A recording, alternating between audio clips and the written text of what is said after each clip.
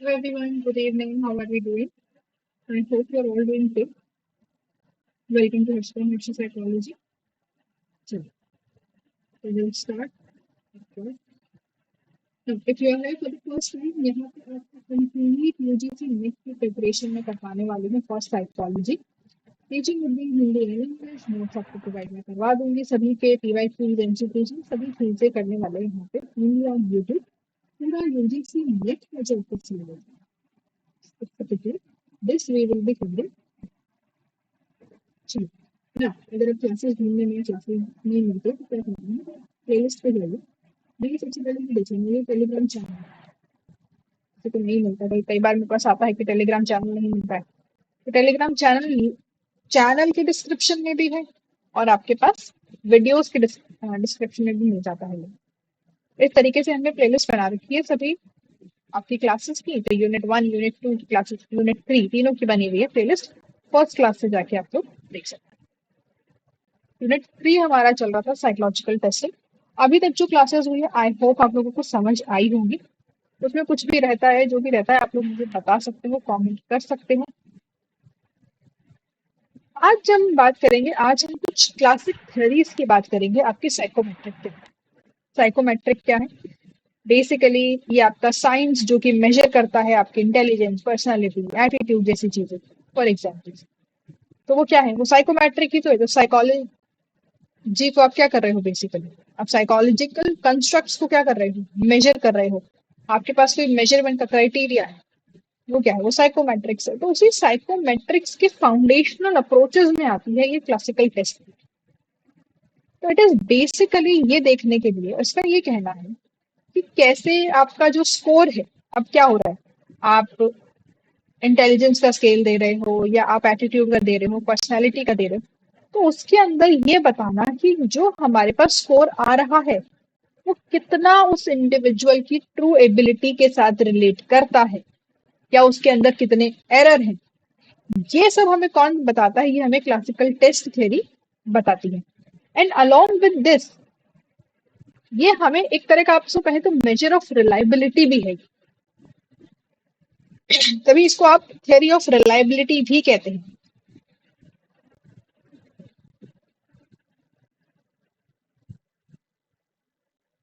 Theory of reliability, क्योंकि क्या कर रहा है, ये यही देख रहा है कि जो टेस्ट स्कोर है वो कितने, किस हद तक रिफ्लेक्ट कर रहे हैं आपके ट्रू स्कोर को। और बेसिकली कि जो आप हैं, ये समझिए कि जो आप हैं उसको वो कितना अच्छे से दिखा पा रहे हैं। अगर आपको डिप्रेशन है तो आपका टेस्ट डिप्रेशन दिखाना चाहिए। तो किस हद तक, किस एक्सटेंट तक, to which extent it can show और it your score reflects what is going on with you. समझ रहे? That is why it is also a theory of reliability, क्योंकि हमें ये रिलायबिलिटी समझने में हेल्प करती है, हमें फॉर्मूला डिराइव करके देती है कि आप इसके थ्रू क्या कर सकते हैं, आप रिलायबिलिटी को का एक एस्टिमेशन लगा सकते हैं। तो हमें क्या दो चीजें मोटी मोटी बता रही है क्लासिकल टेस्ट थ्योरी कि पहली चीज तो how much of your test score reflects your ability. आपकी रियल एबिलिटी किस हद तक आपका स्कोर बता पाता है और कितना उसके अंदर एरर है। दूसरी चीज, ये हमें रिलायबिलिटी का एस्टिमेशन करने में हेल्प करती है। तो ये दो चीजें हैं जो हमें यहाँ से पता चल चल अब हम एक एग्जांपल लेते हैं। लेट्स सपोज कि आपका मैथ्स का एग्जाम है, साइकोलॉजी का एग्जाम, किसी का भी एग्जाम।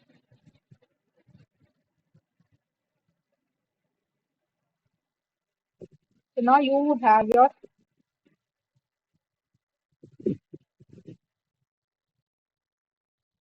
Maths exam.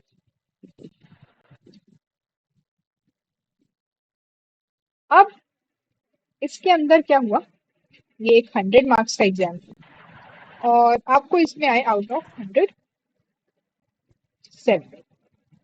ये आपने स्कोर किया, आपने 70 नंबर आप लेके आए हो मैथ्स के अंदर आउट ऑफ 100। अब हुआ ये कि चलो एग्जाम था और आपके टीचर ने गलती से आपको बैठा दिया टॉपर के पास। आपको कुछ नहीं आता है मैथ्स, ठीक है ना, आपको कुछ नहीं आता है, आपको बस काम चलाओ आप कर लेते हो, बाकी तो। पर लेकिन उस दिन आपका लक ये रहा कि मैम ने आपको किसके पास बिठा दिया, आपके जो भी इन्विजिलेटर थे उन्होंने आपको आपके क्लास के टॉपर, और वो टॉपर निकल गया बाई चांस आपका फ्रेंड। अब टॉपर भी है और फ्रेंड भी है, तो आपने क्या किया? बोला यार बता दे। मैं कहा, चल ठीक है बता देता हूँ। तो उसने आपको काफी सारी हेल्प कर दी, आपने उसमें देखा और आप उसके देखते देखते कॉपी करते गए। फिर उसने कहा कि भाई मैं टॉपर हूँ, मुझे टॉप करने दो, तुम टॉप मत करो, तो लिमिट में कॉपी करो। तो बोले चल ठीक है। अब आपको उसमें से कितना आता था? आपको तो 50 मार्क्स का पेपर आता था। आपको कितना आता था? 50 मार्क्स का। पर आपने कहा 50 में तो काम नहीं चलेगा, घर वाले मारेंगे, तो फिर क्या करें, 20 नंबर का कॉपी कर लेते हैं। तो 20 मार्क्स का आपने क्या कर लिया, ये आपने कर लिया कॉपी, चीटिंग कर ली। टोटल नंबर कितने आ गए? 70 आ गए, बहुत शाबाशी भी आपको मिल गई। अब नाउ इस दिस सिनेरियो, क्या ये 70 मार्क्स आपका रियल स्कोर है? क्या आपकी एबिलिटी है 70 मार्क्स लेके आने की मैथ्स के एग्जाम में? नहीं ना, नहीं। बट स्टिल ये आपको कितने आ रहे हैं? 70 आ रहे हैं। तो क्या मुझे ये 70 मार्क्स मेरी रियल एबिलिटी दिखा पा रहे हैं? बिल्कुल नहीं। तो क्या इस तरह का टेस्ट में भी हो जाता है, मेजरमेंट स्केल्स में, साइकोमेट्रिक स्केल्स में भी ऐसा हो जाता है कई बार। अगर कोई इंडिविजुअल क्या करे, अब वो क्वेश्चन देखा, उसने डिप्रेशन का टिक टिक टिक टिक किया जा रहा है, उसको कोई डिप्रेशन नहीं है, बहुत ही मस्त एकदम चिल लाइफ चल रही है उसकी, फिर भी उसने क्या किया, उसने पढ़ा नहीं, बस सब पे अग्री अग्री करता गया, और क्या हो गया, डिप्रेशन आ रहा है सीवियर। ये क्या है? ये कहीं ना कहीं एक एरर हम कह सकते हैं कि एरर हुआ है। जैसे यहाँ पे ये 20 मार्क्स का एरर हुआ, वैसे ही वो भी क्या है, वो भी एरर है। तो ये क्या है, कम होना या ज्यादा होना इज एरर। तो वहीं पे आपकी क्लासिकल टेस्ट थ्योरी एक फॉर्मूला देती है, x is equals to t plus.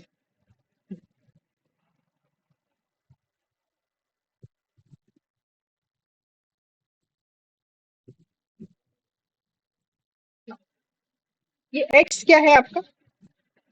x है ऑब्जर्व।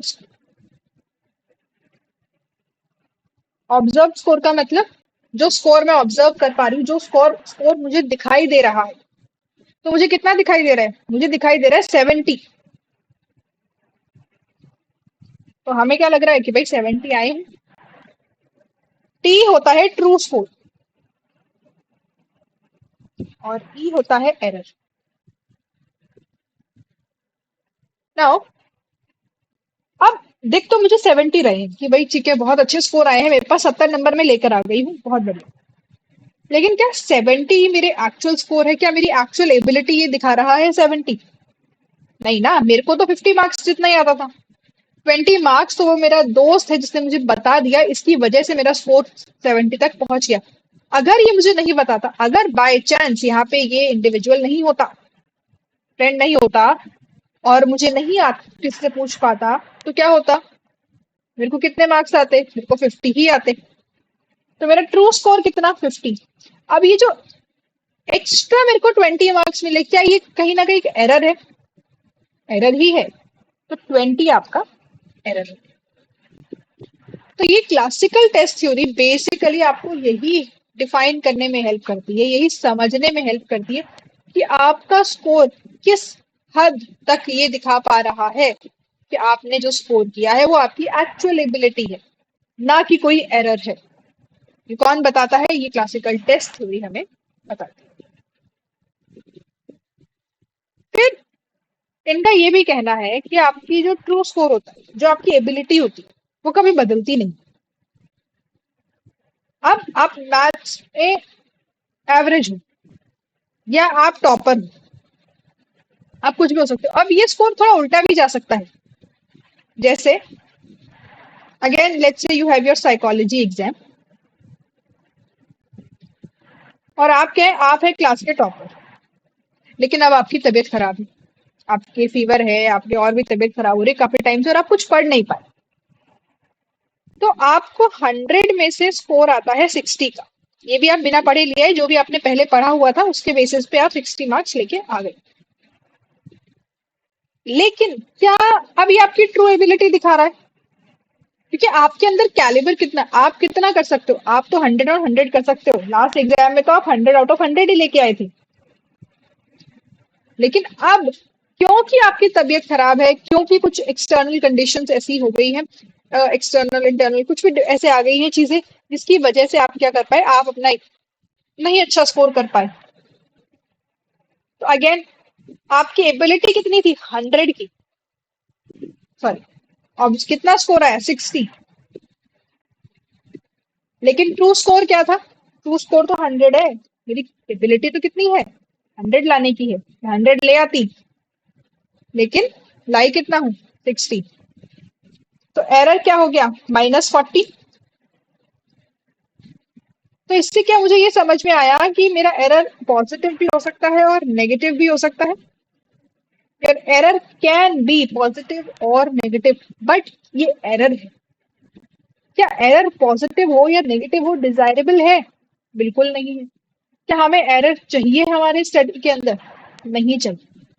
चाहे वो पॉजिटिव एरर आ रहा हो, चाहे वो नेगेटिव एरर आ रहा हो, हमें किसी प्रकार का कोई एरर नहीं चाहिए। तो these errors can be positive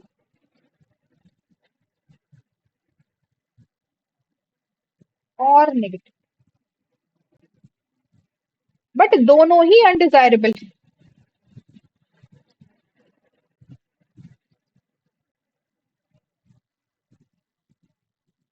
ये याद रखना। और इनका ये भी कहना है कि जो आपकी ट्रू एबिलिटी है वो कभी बदलती नहीं। हाँ, वो सिचुएशन के हिसाब से जो भी एरर होती है उसके हिसाब से कम या ज्यादा हो जाती है, या तो घट जाती है या बढ़ जाती है, बट वो कभी बदलती नहीं है। समझ रहे हो? अगर आपका आईक्यू 110 है तो आपका आईक्यू 110 ही रहेगा। हो सकता है सिचुएशनल फैक्टर्स की वजह से या इंडिविजुअल डिफरेंसेस की वजह से वो घट जाए या वो बढ़ जाए, बट वो एक्चुअल स्कोर नहीं बदलेगा। आपका ऑब्जर्व स्कोर बदल सकता है, बट आपका ट्रू स्कोर कभी नहीं बदल सकता। आईक्यू 110 ही है, बट क्योंकि कभी कर नहीं पाया अच्छा परफॉर्म, या कभी चीटिंग कर लिया, इस तरह की चीजों से क्या हो सकता है, वो कम या ज्यादा हो सकता है। अब डिप्रेशन है तो है, किसी को डिप्रेशन है, बट अब वो क्या कर रहा है, अगर वो टेस्ट अच्छे से नहीं करता है, वो मार्क अच्छे से नहीं करता, या कोई और प्रॉब्लम आती, कोई और एरर हमारे पास आते हैं, तो क्या हो सकता है, उसके स्केल के ऊपर उसका डिप्रेशन कम शो कर सकता है, but it does not mean कि उसमें स्ट्रेस, डिप्रेशन नहीं है। समझ लो। तो ट्रू स्कोर नेवर चेंज, ये आपको याद रखना है।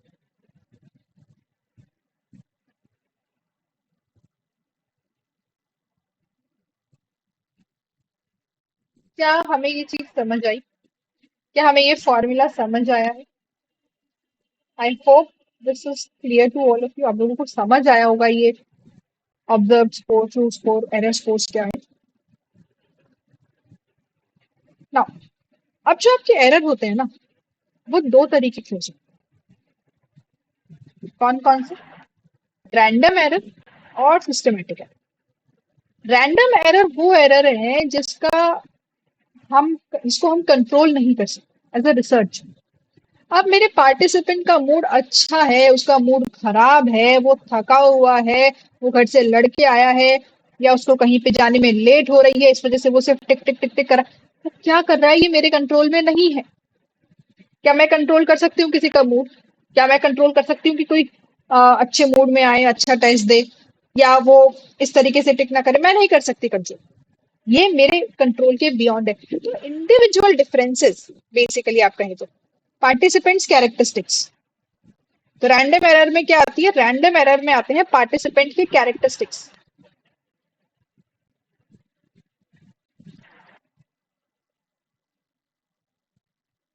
जिसपे एज अ रिसर्चर मेरा कोई कंट्रोल नहीं हो सकता है।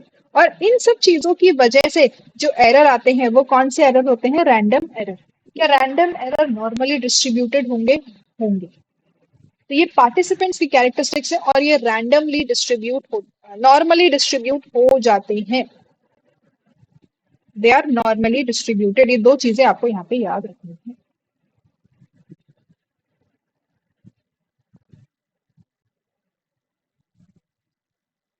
अब सिस्टमेटिक एरर क्या है? सिस्टमेटिक एरर है मेरे पार्ट पे कि मैं एक ऐसी एक्सटर्नल कंडीशंस या डिजाइन को कंट्रोल नहीं कर पा रही हूँ, प्रॉपरली एडमिनिस्टर नहीं कर पा रही हूँ कोई चीज, उसकी वजह से एरर आ रहा है। अब मैंने क्या करा है, मैंने आईक्यू का टेस्ट मैं कर रही हूँ और बाहर से बहुत ज्यादा शोर हो रहा है, नॉइज हो रही है। ऐसे में क्या होगा? Obviously the participant will not be able to concentrate. अब कॉन्सेंट्रेट नहीं कर पाएगा, क्वेश्चन अच्छे से रीड नहीं कर पाएगा, तो क्या होगा? आंसर गलत होने के चांसेस ज्यादा हैं।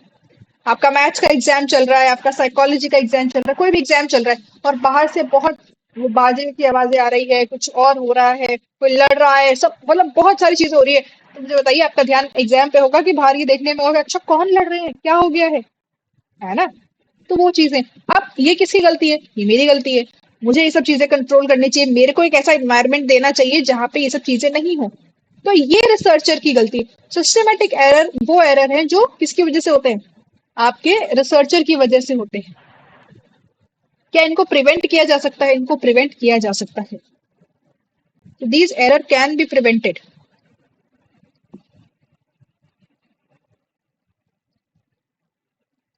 आई होप दिस इज क्लियर। तो ये दो तरीके के हमारे पास यहाँ पे एरर होते हैं।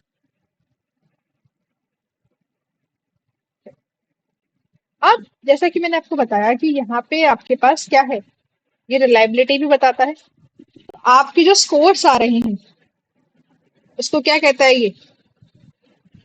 अच्छा एक चीज और बताते हैं पहले कि आप इनका ये भी कहना है कि जो ट्रू स्कोर है ना, इस ट्रू स्कोर के बीच में और आपके एरर के बीच में कोई रिलेशनशिप नहीं होता। There is no relationship between true score and error. ये दोनों क्या है? ये दोनों अलग अलग है। ये अलग अलग है तभी तो देखो हम इनको अलग कर पाए ना, ऑब्जर्व में से। ऑब्जर्व में से हमने क्या करा? हमने एरर को निकाल दिया। तो your error score and your true score are not at all correlated. इनके बीच में किसी प्रकार का कोरिलेशन नहीं होता है। क्यों? क्योंकि जो रैंडम एरर है आपके, कौन से एरर की बात हो रही है यहाँ पे? Random error. रैंडम एरर को हम थोड़ा ज्यादा फोकस करते हैं। तो जो रैंडम एरर है ना, वो आपकी एबिलिटी नहीं छीन सकते। क्या आपको मैथ्स में कितना आता है, आपको साइकोलॉजी में कितना आता है, वो आपकी फीवर होने से कम या ज्यादा हो जाएगा? एक बार हो जाएगा। बट आपके अंदर जो उसकी एबिलिटी है उस चीज को करने की, वो तो खत्म नहीं होगी। अगर आप बहुत अच्छा कोई स्पोर्ट्स खेलते हैं तो आप एक बार खराब खेल लेंगे, दो बार खराब खेल लेंगे, कुछ भी हो सकता है। बट आपके अंदर से वो एबिलिटी तो नहीं चली जाएगी उसको खेलने की, या आपको ये भूल जाएंगे आप किसको कैसे खेला जाता है, कैसे किया जाता है? नहीं ना, आप अच्छा परफॉर्म करेंगे। तो एरर, कौन से एरर? ज्यादा फोकस किस पे? It is more focus on random error. There is no correlation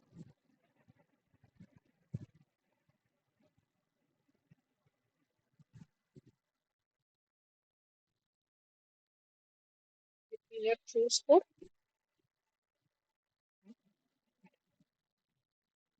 और ये तो मैंने आपको बता ही दिया कि एरर क्या रहता है, नॉर्मली डिस्ट्रीब्यूटेड यहाँ पे रहता है। का मतलब अगर सैंपल लार्ज है, बड़ा सैंपल है, तो आगे जाके एरर क्या हो जाएगा? वो जीरो हो जाएगा। क्योंकि आपका क्या रहता है, आपका लॉन्ग बड़े सैंपल में, लार्ज सैंपल में, not long sample, large sample के अंदर जो आपका मीन होता है वो क्या हो जाता है? ऑलमोस्ट बराबर हो जाता है फॉर योर ऑब्जर्व स्कोर और फॉर योर ट्रू स्कोर। तो इस वजह से एरर क्या हो जाएगी? जीरो हो जाएगी। नाउ रिलायबिलिटी क्या होती है? ऑब्वियसली हम पढ़ चुके हैं, consistency and stability of your test scores. आपके जो स्कोर्स है उनमें कितनी कंसिस्टेंसी आ रही है, कितना हम उस पर विश्वास कर सकते हैं, विश्वसनीयता आपकी टेस्ट की, आपके स्कोर्स की। तो ये भी कौन हेल्प करता है? ये हमें चेक करने में हेल्प करता है आपकी रिलायबिलिटी को। कौन? Classical test theory. अब यहाँ पे क्या है, यहाँ पे आपको इसका फॉर्मूला दिया हुआ है कि आप किस तरीके से इसको निकाल सकते हैं। तो रिलायबिलिटी क्या होती है? ट्रू वेरिएंस, ट्रू वेरिएंस क्या है आपकी, जो आपका ट्रू स्कोर है, true score upon true plus error, यानी कि इसको आप क्या कह सकते हैं, क्या आप इसको कंबाइंड ऑब्जर्व स्कोर कह सकते हैं, ऑब्जर्व वेरिएंस या फिर टोटल वेरिएंस, ये टर्म्स लिखी हुई आ सकती है।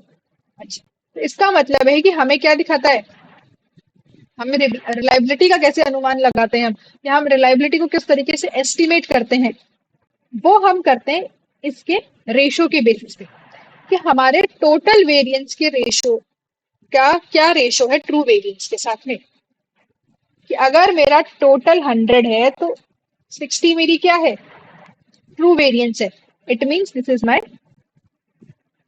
रिलायबिलिटी। तो इन दोनों के इसके कॉन्टेक्स्ट में आप कहें तो आपके टोटल वेरिएंस के कॉन्टेक्स्ट में हम देखते हैं कि ट्रू वेरिएंस कितनी आ रही है।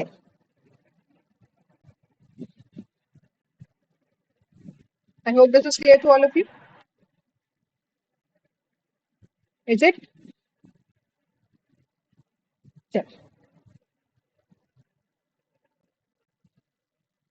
Now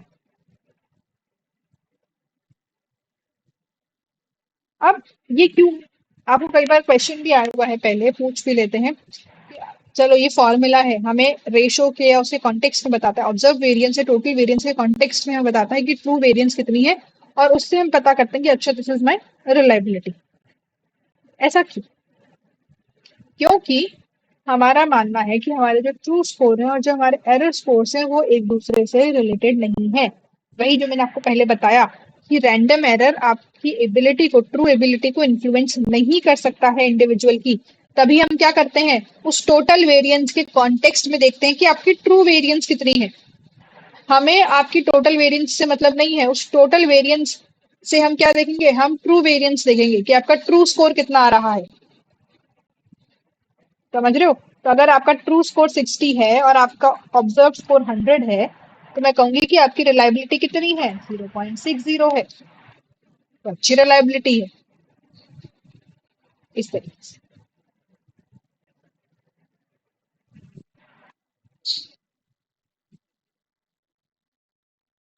random error do not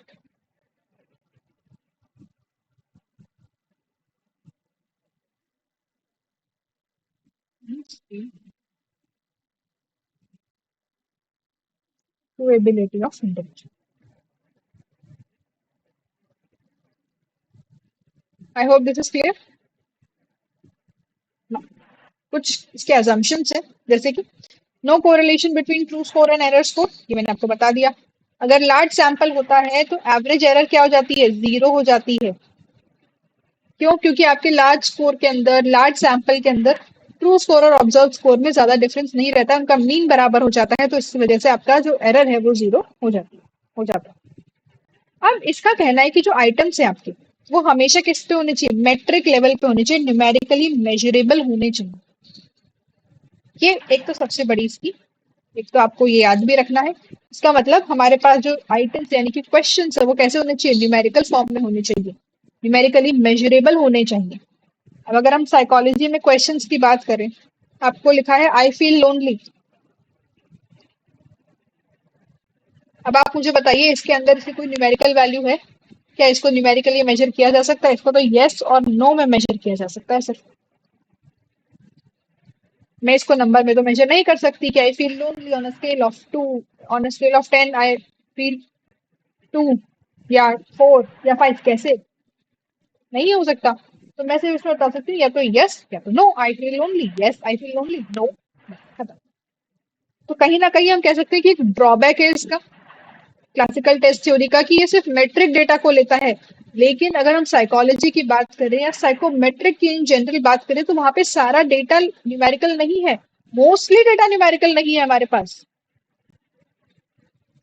CTT is use to measure latent traits, obviously latent यानी हिडन ट्रेट्स, हमारी जो चीज आप ऐसे देख के नहीं बता सकते हो, आपको टेस्ट करने पड़ेंगे, फिर आपको पता चलेगा किसी की पर्सनालिटी का, किसी के एबिलिटीज का, इंटेलिजेंस का, किसी को डिप्रेशन है कि नहीं है, स्ट्रेस है कि नहीं, सब कुछ लेटेंट ट्रेट्स।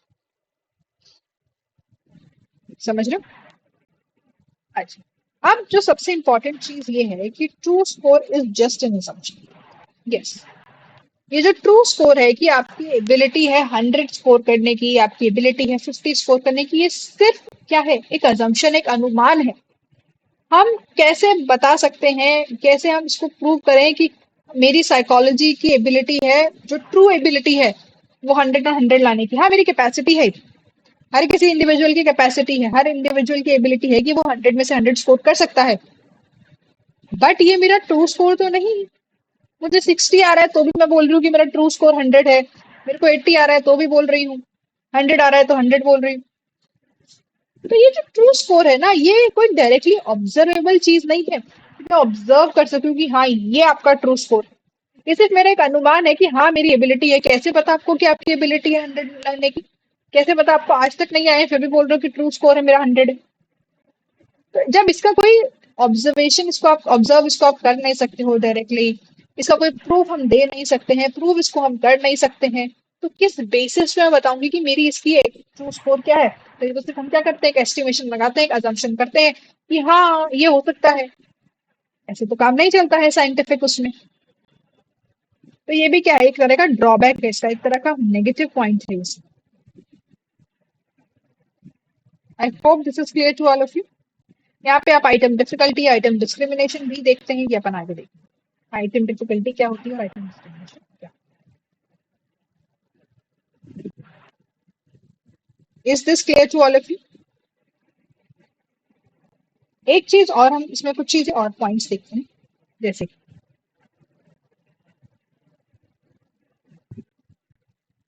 ये भी आपसे पूछ लेते हैं। यहाँ पे जो मेजरमेंट होता है ना, वो टेस्ट लेवल पे होता है।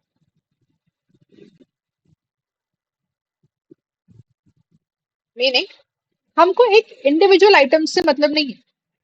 हम क्या देख रहे हैं, हम ओवरऑल स्कोर देख रहे हैं। मैं ये नहीं देख रही कि आपने कौन से क्वेश्चन पे सही आंसर दिया है, कौन से क्वेश्चन पे गलत आंसर किया है, उससे मुझे कोई मतलब नहीं। मुझे ये जानने से कोई मतलब नहीं है कि अच्छा आप इस एरिया में स्ट्रांग हो या आप इस एरिया में वीक हो, उससे मुझे कोई मतलब नहीं है।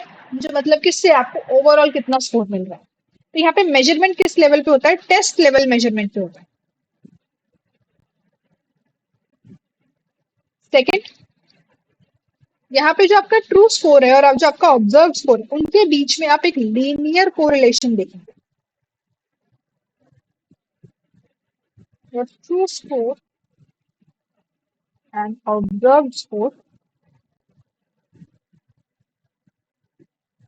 Have a strong linear correlation, याद रखना। लीनियर कोरिलेशन मैंने आपको बताया है। ऐसा क्यों? क्योंकि आपका ट्रू स्कोर कहीं ना कहीं आपके ऑब्जर्व स्कोर में ही तो आ रहा है। आ रहा है कि नहीं आ रहा? यस। तो जैसे जैसे आपका एक स्कोर बढ़ेगा वैसे वैसे आपका दूसरा भी बढ़ेगा।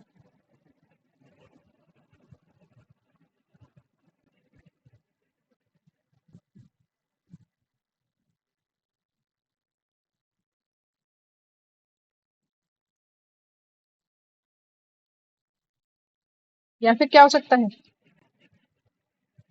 या तो एक इंक्रीज होगा तो दूसरा भी इंक्रीज हो जाएगा, या तो एक डिक्रीज होगा तो दूसरा इंक्रीज हो जाएगा।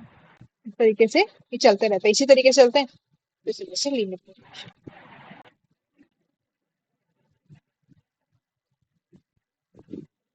Under observe.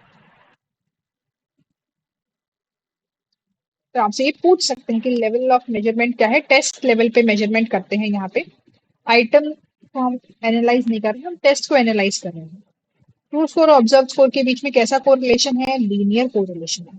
ट्रू स्कोर और आपके एरर, रैंडम एरर के बीच में कैसा रिलेशन है? नो रिलेशन, नो कोरिलेशन है। कोई किसी प्रकार का कोरिलेशन इसके अंदर नहीं है। I hope this is clear to all. Now we will move on to our next theory, that is item response theory. ये आपकी क्लासिकल टेस्ट थ्योरी के बाद में आई, और कुछ चीजें जो हमने क्लासिकल टेस्ट थ्योरी में देखी है, जो भी क्लासिकल टेस्ट थ्योरी की डीमेरिट्स थी या ड्रॉबैक्स थी, उनको हम कहें तो बेसिकली सुधारने का काम इसने किया। इसे आप लेटेंट ट्रेट मॉडल भी कहते हैं, क्योंकि इसका आइडिया क्या है कि जो ट्रेड्स है वो क्या है, वो सभी हिडन है। वो सभी छुपी हुई है और हमें उन्हें क्या करना है, उन्हें पढ़ना है, उन्हें समझना है हमारे साइकोमेट्रिक टेस्ट की हेल्प से।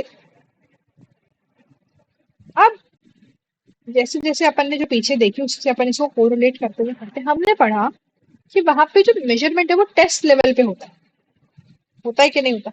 यहाँ पर इसने कहा कि आप आइटम को समझिए ना, टेस्ट के ओवरऑल पे मत जाओ। Instead of looking at the total score, हमारा फोकस किस पे होना चाहिए, हमारा फोकस इंडिविजुअल आइटम्स पे होना चाहिए, इंडिविजुअल क्वेश्चंस पे होना चाहिए कि भाई एक इंडिविजुअल कि क्या प्रोबेबिलिटी है उन क्वेश्चंस को आंसर करने की, उसके लेवल ऑफ एबिलिटी के बेसिस पे। अब मुझे किसी की क्षमता कैसे समझ में आएगी, वो किस टाइप के क्वेश्चंस को अटेम्प्ट कर पा रहा है, किस क्वेश्चंस को नहीं अटेम्प्ट कर पा रहा है, क्योंकि हर आइटम की अपनी एक कैरेक्टरिस्टिक्स होती है। इसका कहना है कि हर आइटम, आपके पास 10 क्वेश्चन है तो 10 क्वेश्चन की अपनी अपनी कैरेक्टरिस्टिक है कि एक क्वेश्चन डिफिकल्टी को मेजर करने के लिए बना है तो दूसरा क्वेश्चन बच्चों में डिस्क्रिमिनेट करने के लिए बना है और कुछ क्वेश्चन सिर्फ गेसिंग एबिलिटी को देखने के लिए बने हैं। तो हर आइटम की अपनी अपनी एक खासियत है, अपनी अपनी कैरेक्टरिस्टिक्स है। उसको मैं कैसे मेजर करूंगी, उसको मैं तब मेजर कर पाऊंगी जब मैं आइटम लेवल पे चीजों को समझूंगी। समझ रहे हो? तो अंडरस्टैंडिंग किस लेवल पे होनी चाहिए, आइटम लेवल पे होनी चाहिए। और इनका ये भी कहना है कि जो आइटम्स होते हैं ना, वो कैसे होते हैं, वो सभी नॉमिनल होते हैं नेचर में। All the items are nominal in nature या categorical in nature, but item does not have a numerical value. Item की अपने आप में कोई न्यूमेरिकल वैल्यू नहीं होती है, दे आर एट नॉमिनल और you can say categorical level.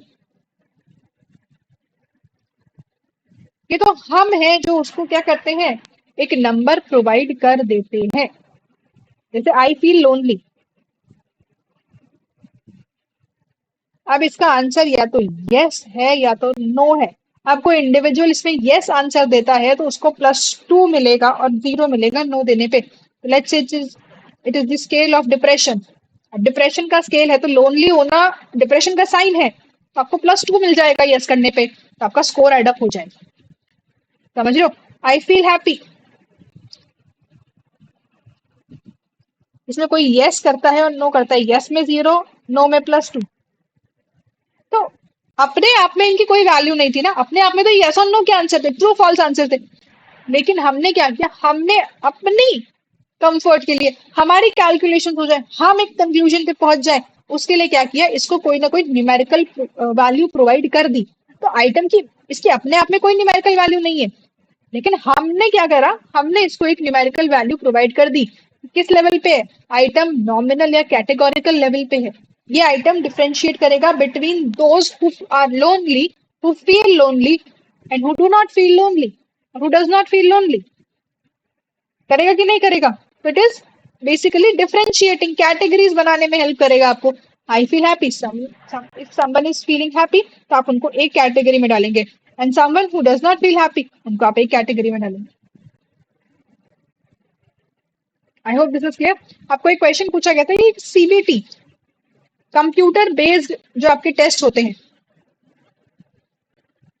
जो आपका नेट का भी होता है, वो किस पे बेस्ड है, वो आपके आईआरटी पे बेस्ड है, आइटम रिस्पॉन्स थ्योरी पे बेस्ड है। क्यों? क्योंकि अब उनमें क्या है, जो भी कॉम्पिटिटिव लेवल एग्जाम्स होते हैं उनमें कुछ क्वेश्चंस होते हैं डिफिकल्टी लेवल को मेजर करने के लिए कि आइटम कितना डिफिकल्ट है, बेस्ड ऑन कितने बच्चे उसको आंसर कर पाए। कुछ क्वेश्चंस होते हैं डिस्क्रिमिनेट करने पे, वो क्वेश्चंस ऐसे होते हैं कि जो हाई स्कोरर्स और लो स्कोरर्स के बीच में करते हैं।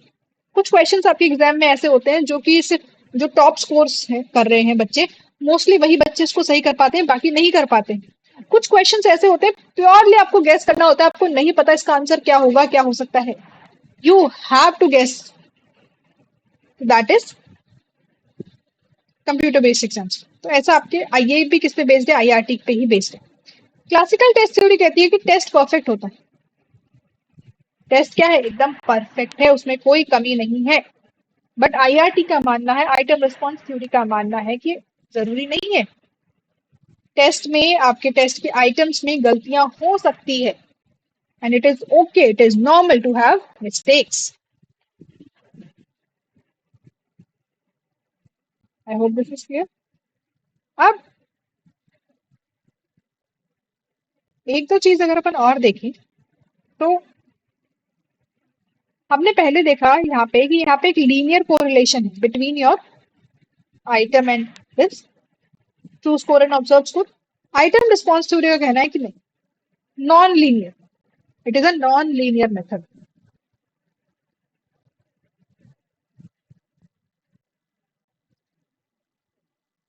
वाई? क्योंकि एबिलिटी हमेशा सेम नहीं रहती है आपकी। आज आपको मैथ्स में नहीं आता है लेकिन ऐसा जरूरी नहीं है कि आप सीख नहीं सकते और अपनी एबिलिटी को इनहेंस नहीं कर सकते। आज आपका स्कोर डिप्रेशन पे हाई आ रहा है, हो सकता है आज के एक महीने बाद नहीं आए। तो आपकी एबिलिटी है वो हमेशा सेम नहीं रहती है, वो बदलती रहती है। इस वजह से कैसा है यहाँ पे रिलेशन, यहाँ पे non linear relation.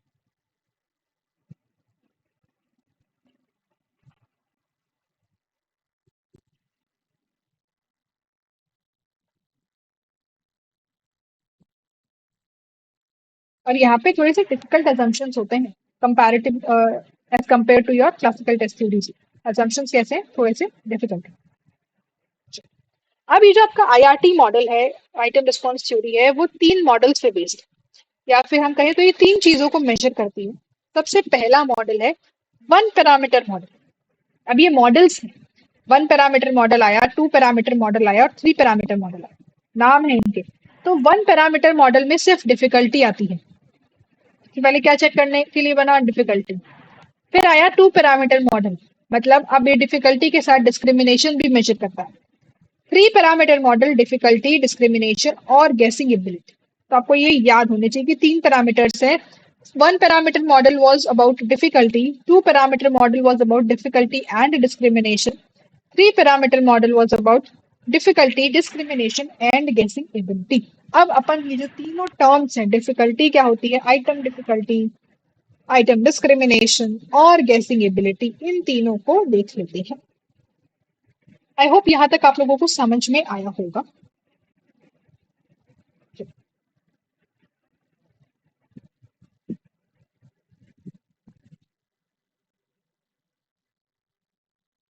Let's talk about item difficulty.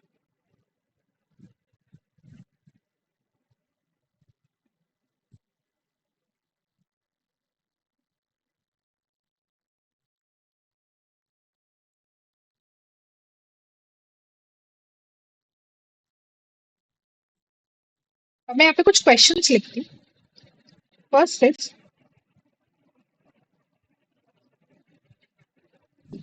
Who gave psychodynamic theory?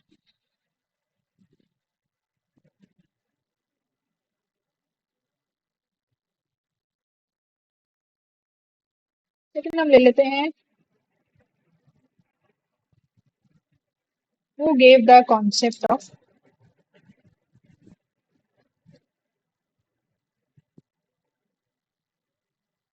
Learn optimism? और थर्ड हम ले लेते हैं, what is the formula for effect size? सबसे पहला क्वेश्चन है कि साइकोडायनेमिक थ्योरी किसने दी। सेकंड क्वेश्चन आपसे पूछ रही हूँ कि लर्न ऑप्टिमिज्म का कॉन्सेप्ट किसने दिया। और थर्ड क्वेश्चन है कि ये इफेक्ट साइज का फॉर्मूला क्या होता है। अब मुझे बताइए, क्लास में 50 बच्चे हैं, हमारे पास कितने बच्चे, क्या ये सभी बच्चे बता पाएंगे, मोस्टली सभी बच्चे बता पाएंगे कि साइकोडायनेमिक थ्योरी किसने दी? एवरीवन नोज कि फ्लूइड का ये कॉन्सेप्ट है, उसने दी है, सबको पता। अब उन 50 में से कुछ बच्चे ऐसे होंगे जो ये बता पाएंगे कि लर्न ऑप्टिमिज्म किसने दिया। ये सभी नहीं बता पाएंगे। It was given by Martin Seligman. ये अब क्या होगा, ये थोड़े कम बच्चे बता पाएंगे। और इफेक्ट साइज का फॉर्मूला तो बस वही बच्चे बता पाएंगे जो एक्चुअली पढ़ के आए हैं। साइकोडायनेमिक थ्योरी ये बताने के लिए कि किसने दी, उसके लिए आपको बैठ के पढ़ने की जरूरत नहीं थी। जिसने थोड़ा बहुत भी पढ़ा होगा वो कौन से ये बता पाएगा कि लर्न ऑप्टिमिज्म किसने दिया। बट इफेक्ट साइज के लिए तो जिसने प्रॉपर कोई अनोवा पढ़ के आया है, अच्छे से बैठ के रिवाइज करके, वही बता पाएगा कि यार पढ़ कुछ तो था इफेक्ट साइज। बहुत सारे बच्चों ने तो नाम ही नहीं सुना होगा कि इफेक्ट साइज क्या है। कुछ ना सुना होगा तो बोले सुना तो था, जब क्लास में पढ़ाया था तब तो पता था, अब नहीं पता है। तो हमें नहीं पता कि क्या होती है। तो यही है डिफिकल्टी, ये देखना कि हमारा आइटम कितना डिफिकल्ट है, किस बेसिस पे जितने बच्चे उसको आंसर कर पा रहे हैं। क्या, तो हमारे आइटम की डिफिकल्टी लेवल को चेक करना, इज आइटम डिफिकल्टी, इसको चेक कैसे करते हैं आप?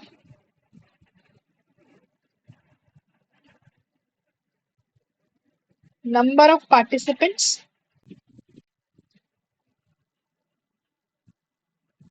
Answer correctly upon total number of participants attempted the question।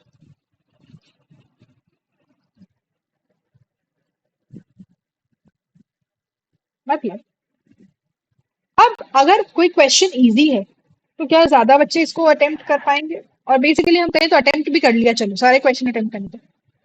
Question easy है तो ज्यादा बच्चे करेक्ट कर पाएंगे, क्वेश्चन डिफिकल्ट है तो कम बच्चे करेक्ट कर पाएंगे।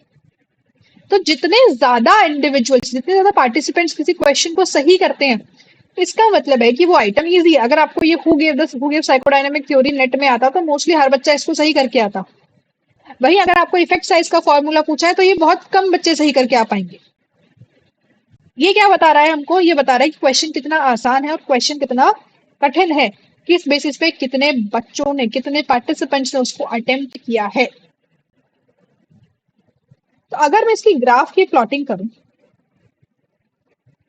you plot this on a graph,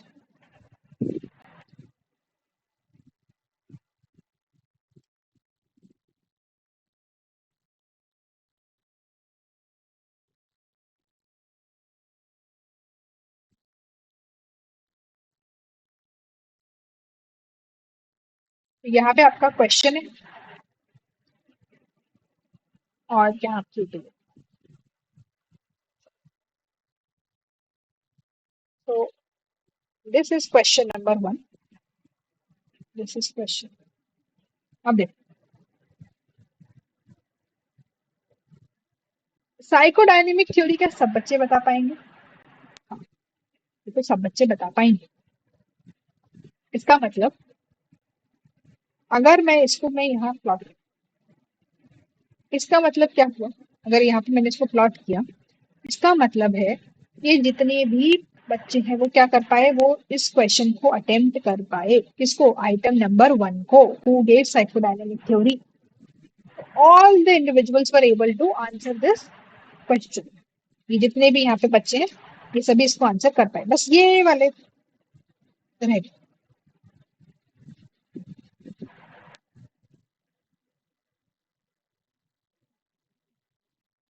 next अगर मैं बात करूं,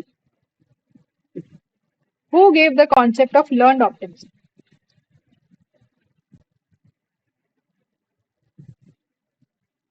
मतलब अब इसको और कम बच्चे अटेम्प्ट कर पाएंगे।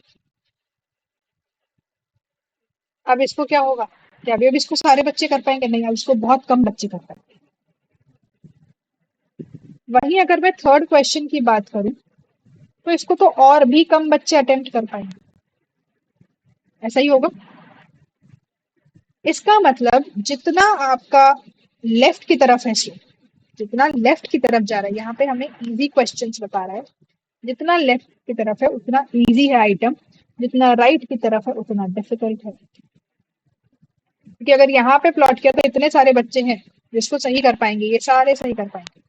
ये वाला क्वेश्चन बस इतने ही सही कर पा रहे हैं, और ये वाला क्वेश्चन तो सिर्फ इतने से पार्टिसिपेंट से जो सही कर पाएंगे। तो ये क्या है? ये डिफिकल्ट और ये इजी है।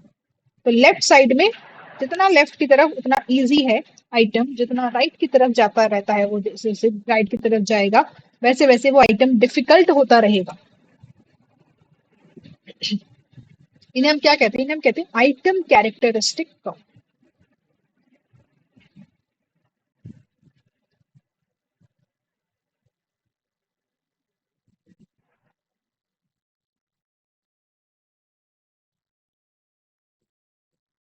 तो ये हमें बेसिकली क्या एक्सप्लेन कर रहा है? कहीं ना कहीं हमें एक लीनियर रिलेशन बता रहा है between the your ability and your probability of giving the correct answer, कि आपके अंदर अगर क्षमता है तो आपके आंसर सही होने के चांसेस भी क्या है, ज्यादा है। तो एक क्या है, एक लीनियर रिलेशन है यहाँ पे।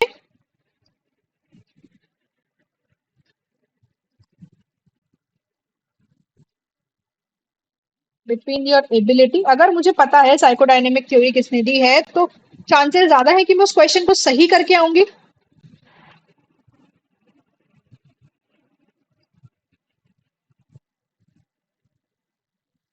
Probability of giving the correct answer. अब यहाँ पे आपको पूछते हैं कि भाई किस बेसिस पे आप डिफिकल्टी को बताते हो, डिटरमाइन करते हो, तो कहीं क्या हम कह सकते हैं कि यहाँ पे लोकेशन डिटरमाइन कर रही है। आइटम लेफ्ट की तरफ है तो इजी है, राइट की तरफ जा रहा है तो डिफिकल्ट है। तो यहाँ पे कहीं ना कहीं जो लोकेशन है आपके आइटम की या जो प्लॉटिंग है, उसके बेसिस पे हम बता रहे हैं कि आइटम डिफिकल्ट है या इजी है। तो it would be the location.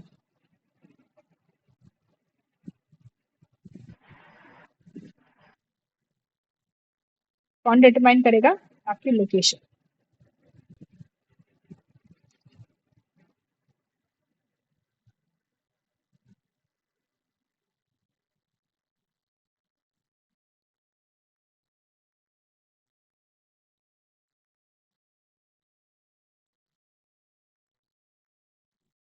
Something of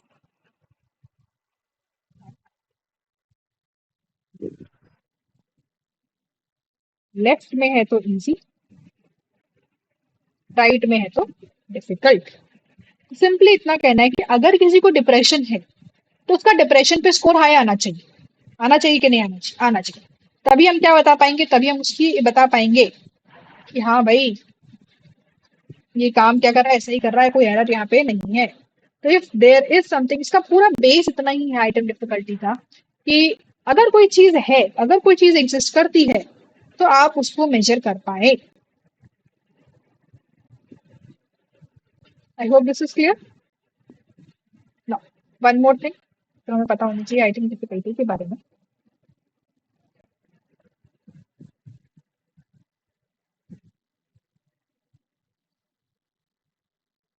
अगर इसकी वैल्यू कितनी होती है, it is between 0 to 1। 0 to 1 के बीच में इसकी वैल्यू होती है। और जितना आपका आइटम किसकी तरफ होगा, 1 की तरफ जाएगा, उतना ही आपका क्वेश्चन इजी है। जितना 1 की तरफ उतना आइटम इजी। अगर 1 है इसका मतलब सभी ने आंसर कर दिया।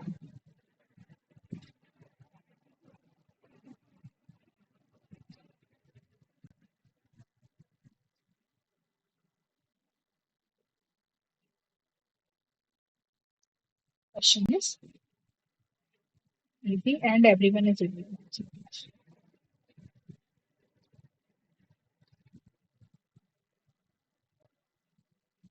डिजायरेबल वैल्यू क्या होती है, 0.30 से लेकर 0.70। This is the desirable value. इससे कम है 0.30 से तब भी प्रॉब्लम है, इतना भी आइटम डिफिकल्ट नहीं होना चाहिए। और अगर 0.70 से ज्यादा है तो इतना इजी भी आइटम नहीं होना चाहिए। आइटम आइटम किसके बीच में होना चाहिए, 0.30 से लेकर 0.70 के बीच में आपका डिफिकल्टी लेवल होना चाहिए हर आइटम का। तो वो हमारी एक डिजायरेबल वैल्यू आती है। आई होप आपको ये चीज क्लियर होगी, आपको आइटम डिफिकल्टी अच्छे से समझ आ गई होगी। Now we should move on to item discrimination.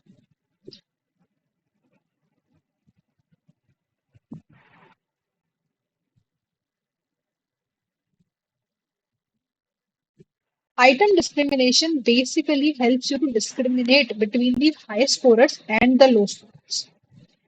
आपके आइटम कितना डिस्क्रिमिनेट, कितना फर्क कर पा रहा है हाई स्कोर्स के बीच में, हाई स्कोरर्स के बीच में और लो स्कोरर्स के बीच में। विच मीन्स वही सेम क्वेश्चन हमारे, मैं यहाँ पे फिर से लिख देती हूँ इनका। सबसे पहला क्वेश्चन हमारा साइकोडायनेमिक थ्योरी की।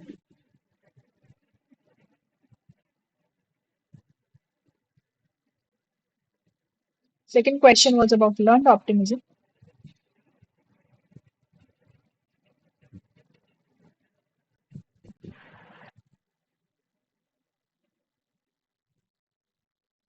और थर्ड क्वेश्चन था इफेक्ट साइज। अब जो साइकोडायनेमिक थ्योरी का क्वेश्चन है वो क्या हर बच्चा कर पाएगा? किसी को 20 आ रहे हैं 100 में से और किसी को 90 आ रहे हैं 100 में से, क्या दोनों ही बच्चे इस क्वेश्चन को कर पाएंगे? कर पाएंगे। लर्न ऑप्टिमिज्म का जो क्वेश्चन है वो एक एवरेज लाने वाला कर पाएगा। इफेक्ट साइज का क्वेश्चन है वही कर पाएगा जो बहुत अच्छे से पढ़ के आया है। तो अगर किसी को 90 आउट ऑफ 100 आ रहा है तो हम एक्सपेक्ट करते हैं कि वो उसने ये क्वेश्चन सही किया होगा, वही 20 आउट ऑफ 100 लेके आने वाला बच्चा ये क्वेश्चन नहीं कर पाया होगा। ये डिफिकल्ट है अगेन। तो कहीं ना कहीं ये क्वेश्चन, इफेक्ट साइज का क्वेश्चन, फर्क कर रहा है, डिस्क्रिमिनेट कर पा रहा है हाई स्कोरर और लो स्कोरर के बीच में। कुछ क्वेश्चंस हमारे पास ऐसे होते हैं जो बहुत कम बच्चे सही कर पाते हैं। जो बच्चे बहुत अच्छा स्कोर कर रहे हैं, मीन्स उन्होंने बहुत ज्यादा डीपी पढ़ाई की है, इस वजह से वो क्वेश्चन वो सही कर पा रहे हैं। तो हमारे पास इस टाइप के क्वेश्चन भी होते हैं। आप लोगों ने सबने देखे होंगे एग्जाम में कुछ क्वेश्चन एकदम ऐसे आते हैं कि भाई पता नहीं यार, ये तो बड़ा डिफिकल्ट क्वेश्चन है, पर जो बच्चे बहुत अच्छा स्कोर करते हैं वो कहीं ना कहीं इस क्वेश्चन को भी सही करके आते हैं। तो वो क्वेश्चन बना ही इसलिए है कि वो डिस्क्रिमिनेट कर सके बिटवीन योर हाई स्कोरर्स और लो स्कोरर्स। जिसने बहुत अच्छे से पढ़ाई की है वही अच्छा बच्चा अटेम्प्ट कर पाए। वो कैसे क्वेश्चन होते हैं? यहाँ पे बेसिकली क्या हो रहा है, लेट्स अगेन हम बनाते हैं अपना आइटम कैरेक्टरिस्टिक को।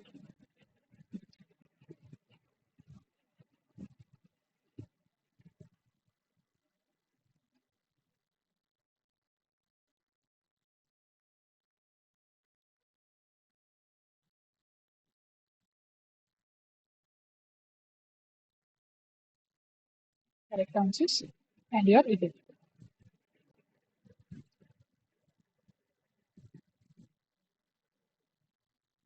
बेसिकली प्रोबेबिलिटी है कि कितना आप सही करते हो।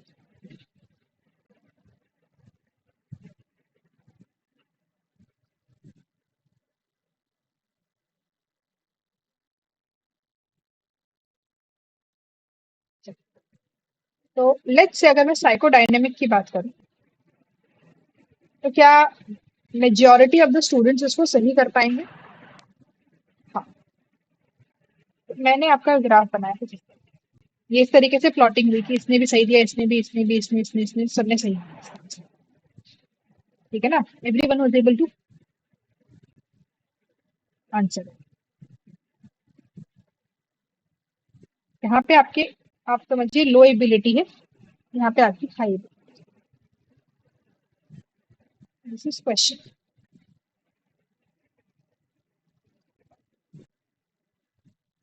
फिर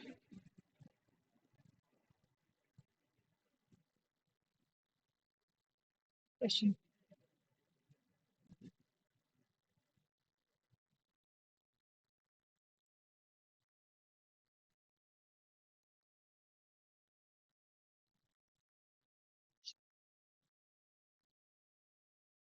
अब मैं अगर इस क्वेश्चन 1 को देखूं तो मुझे क्या समझ आ रहा है कि सबका इसमें बराबर ही चल रहा है, चाहे लो स्कोरर हो चाहे हाई स्कोरर हो, क्या सब ऑलमोस्ट एक ही क्वांटिनम पे, एक ही उस पर है, सब इसको आंसर कर पा रहे हैं। तो क्या ये क्वेश्चन डिस्क्रिमिनेट कर पा रहा है between your high scorers and low scorers? नहीं कर पा रहा।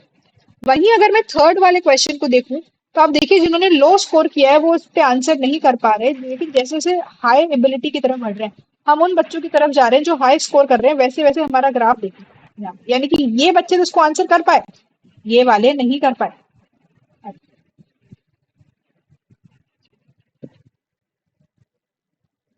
तो आइटम डिस्क्रिमिनेशन किस बेसिस पे शो होता है? आपकी स्टीपनेस के बेसिस पे शो होता है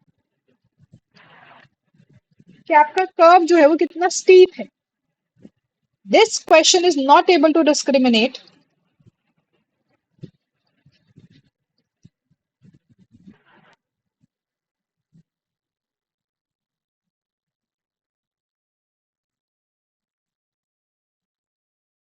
वही।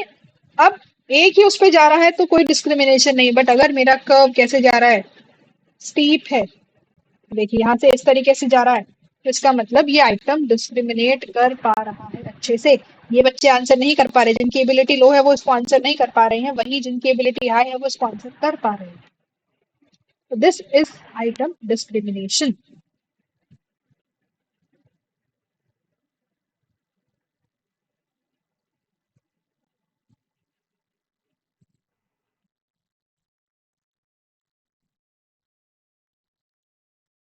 eliminate between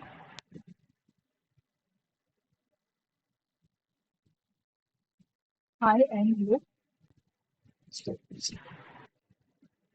I hope this was clear to all of you.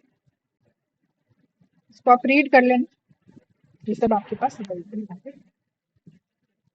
Now, the last is guessing ability. Guessing ability कहती है कि अब कुछ क्वेश्चंस आपने एग्जाम में देखे होंगे, आप एग्जाम देके आते हो तो उसमें कुछ क्वेश्चंस ऐसे आते हैं जिसका आंसर हमें नहीं पता,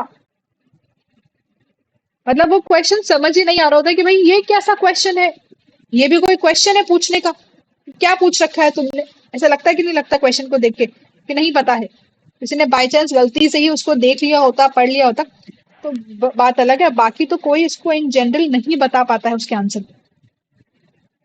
जैसे कि अगर हम कहें कि what is the birth date of Sigmund Freud, तो याद है ये क्वेश्चन पूछा गया था।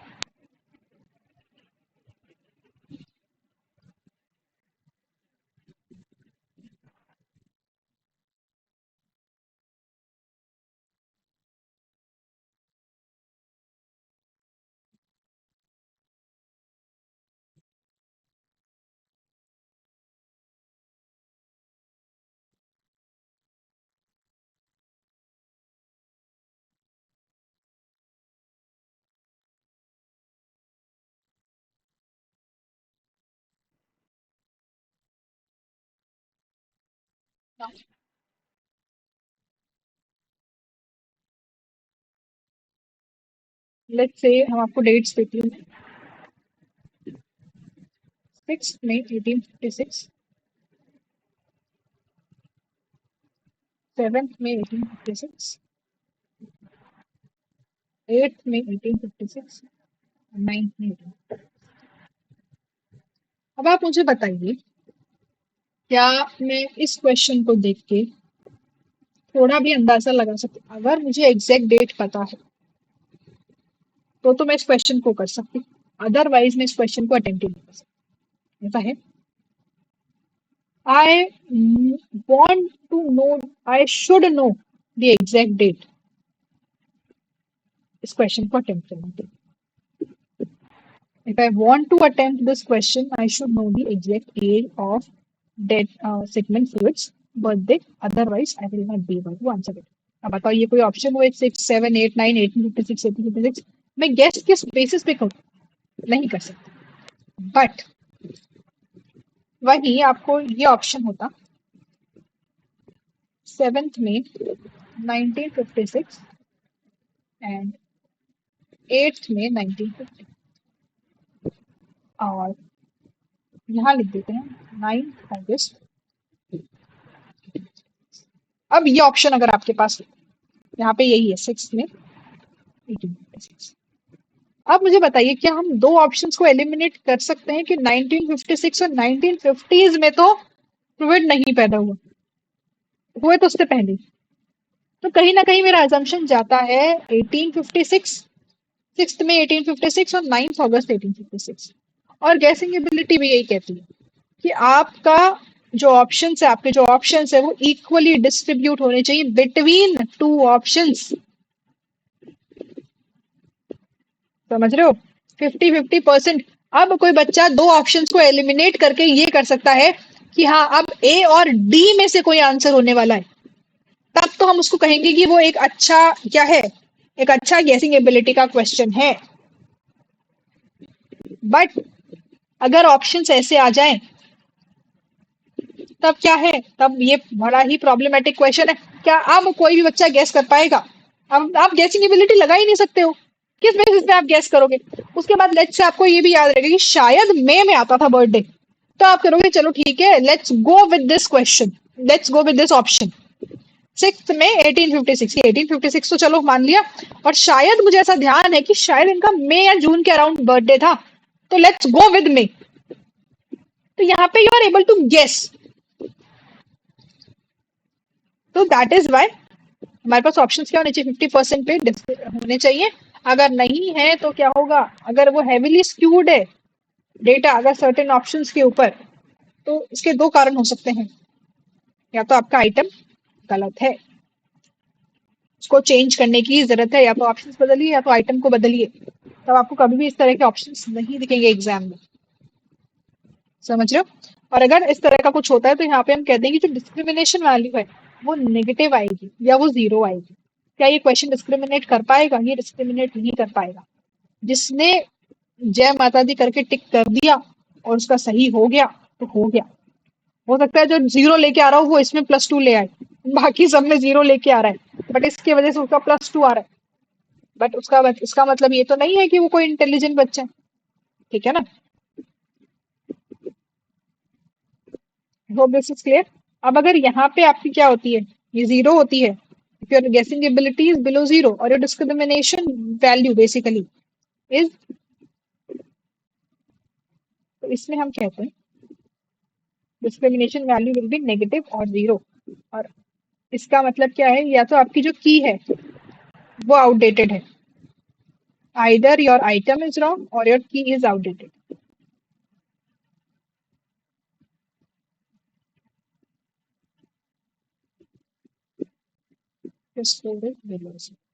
मतलब नेगेटिव अगर आता है और your item is outdated.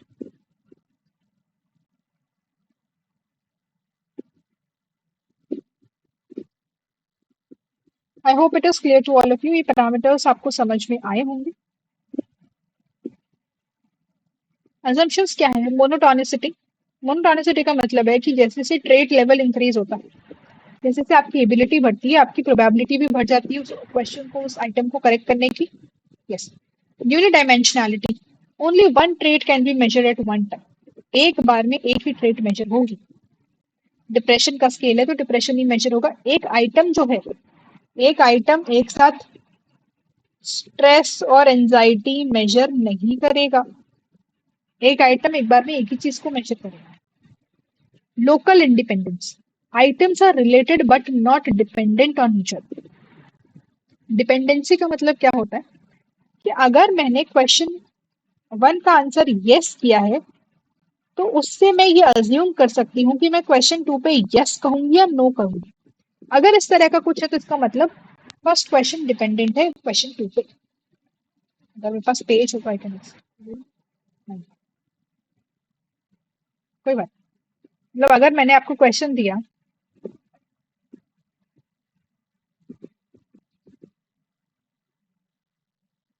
I don't believe in racism, मैं रेसिज्म में विश्वास नहीं रखती कि हम कलर के बेसिस पे किसी को जज नहीं करते हैं।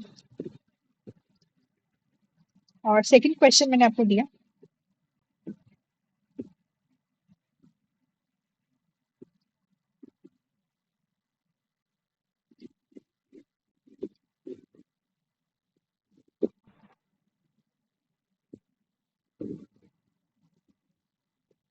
डिफरेंट ना। अब अगर मैं पहले का आंसर कहती हूँ कि यस आई डोंट बिलीव, इसका आंसर अगर मैं यस करती हूँ तो आप बताइए, अगर मैं कलर के बेसिस पे किसी को जज नहीं करती हूँ, मैं रेसिज्म के अगेंस्ट हूँ, तो मेरे को कोई दिक्कत होगी अगर मैं किसी डिफरेंट रेस के इंडिविजुअल को मेरा फ्रेंड बनाती हूँ? नहीं होनी चाहिए ना। तो कहीं ना कहीं हम एज्यूम कर सकते हैं इसका आंसर आप यस ही करेंगे। अगर आप नो कर रहे हैं तो इसका मतलब आपने ऊपर कुछ ना कुछ तो गड़बड़ करी, तो आपने किया है। अगर मैं इसका आंसर नो देती हूँ तो मैं इसका आंसर भी नो ही दूंगी, अगर मैं इसका आंसर यस देती हूँ तो यस दूंगी। ये हुए डिपेंडेंट क्वेश्चंस, डिपेंडेंट आइटम्स। यहाँ पे आइटम्स एक दूसरे से रिलेटेड है बट डिपेंडेंट नहीं है। मतलब मेरा जो पूरा स्केल है वो डिप्रेशन पे बेस्ड है। माई स्केल जो है मेरा, my scale is based on depression. तो मेरा फर्स्ट क्वेश्चन है, I feel lonely, I feel unhappy. फिर हम कहें तो और क्या क्वेश्चन, हम कहें कुछ भी ले लो, आई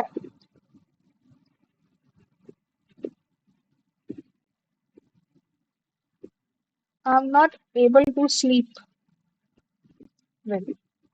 अब आप मुझे बताइए, चलो ये कहीं ना कहीं एक दूसरे से रिलेटेड है। All of these items are related to each other. कहीं ना कहीं तीनों ही डिप्रेशन के अलग अलग उसको मेजर करते हैं आइटम्स। लेकिन जस्ट बिकॉज मैं इसमें यस कहती हूँ उसका मतलब ये नहीं कि मैं यहाँ पे भी यस कहूंगी, मैं यहाँ पे नो भी कह सकती हूँ। और जस्ट बिकॉज मैं कह रही हूँ कि I feel unhappy does not mean I am not able to sleep well. तो नो, हो सकता है मुझे नींद अच्छे से, मुझे नींद आ जाती है, सबका अपना अपना होता है। किसी को इंसोमेनिया हो जाता है, बट किसी को बहुत एक्सट्रीम नींद भी आती है, फिर हाइपोसोमनिया भी हो रहा है। तो किसी की नींद नहीं आ रही है किसी को, पर किसी को आ जाती है। कोई अगर बहुत अपसेट होता है तो उसको नींद जल्दी आती है, बट अगर कोई अपसेट है तो उसको नींद नहीं आती है। तो just because I am unhappy does not mean I will not be able to sleep. तो क्या मेरा ये आंसर प्रिडिक्ट कर पाएगा इसको? नहीं कर पाएगा। तो इसका मतलब है कि इंडिपेंडेंट, लोकल इंडिपेंडेंस, आइटम एक दूसरे से रिलेटेड है, सभी अलग अलग डायमेंशन को मेजर करते हैं डिप्रेशन की, but still they are not related, they are not dependent on etch.